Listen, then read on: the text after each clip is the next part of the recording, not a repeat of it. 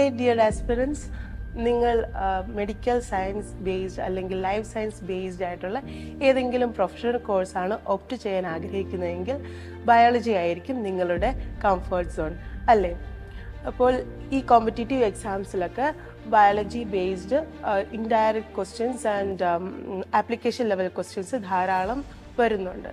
അപ്പോൾ ഈ ക്വസ്റ്റ്യൻസ് ഒക്കെ എങ്ങനെ കോൺസെപ്റ്റ്സ് മനസ്സിലാക്കി കറക്റ്റായിട്ട് ക്രാക്ക് ചെയ്യാൻ വേണ്ടിയിട്ട് നിങ്ങളെ ഹെൽപ്പ് ചെയ്യാൻ Xylem ടീമിനോടൊപ്പം ഞാനും ഉണ്ടായിരിക്കും ആസ് എ സോളജി ഫാക്കൽറ്റി.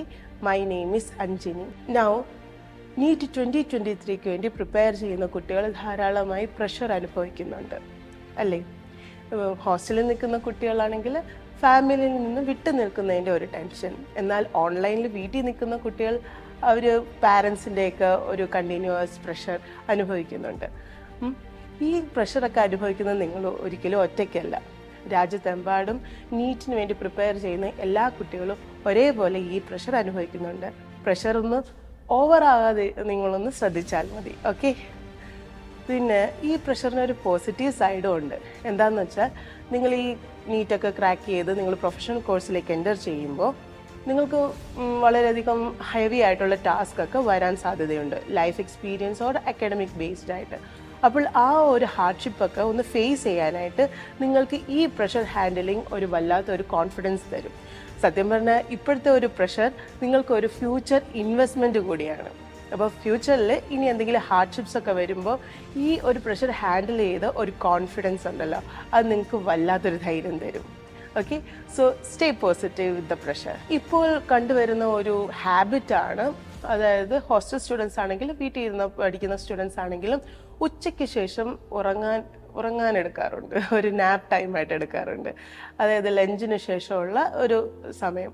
അപ്പോൾ നിങ്ങൾ ഒരു കാര്യം ശ്രദ്ധിക്കുക, ഈ 2:30 to 5:30 എന്നുള്ള ടൈമിൽ നിങ്ങൾ ഉറങ്ങാൻ ഉപയോഗിക്കാതിരിക്കുക. എന്ന് വെച്ചാൽ നമ്മളുടെ നീറ്റ് എക്സാം 2:30 to 5:30 നടക്കുന്നത്. അപ്പോൾ ആ സമയത്ത് ഉറങ്ങി ശീലിക്കുകയാണെങ്കിൽ May 7th ആകുമ്പോൾ നിങ്ങളുടെ ബോഡിക്ക് ആ സമയത്ത് റെസ്റ്റ് ചെയ്യാനുള്ള ടെൻഡൻസി കൂടുതലായിരിക്കും, ഒരു ഇനേർഷ്യ പോലെ ഫീൽ ചെയ്യും. ഓക്കെ. നമുക്ക് മൈൻഡിന് നമുക്ക് ചിലപ്പോൾ വിജിലൻ്റ് ആയിട്ട് പ്രവർത്തിക്കാൻ ആഗ്രഹം ഉണ്ടായിരിക്കും, പക്ഷെ body will feel a little bit tired. Okay. So in order to control that, അല്ലെങ്കിൽ ആ ഒരു ടെൻഡൻസി കുറയ്ക്കാൻ വേണ്ടിയിട്ട് നമുക്ക് എന്ത് ചെയ്യാൻ സാധിക്കും?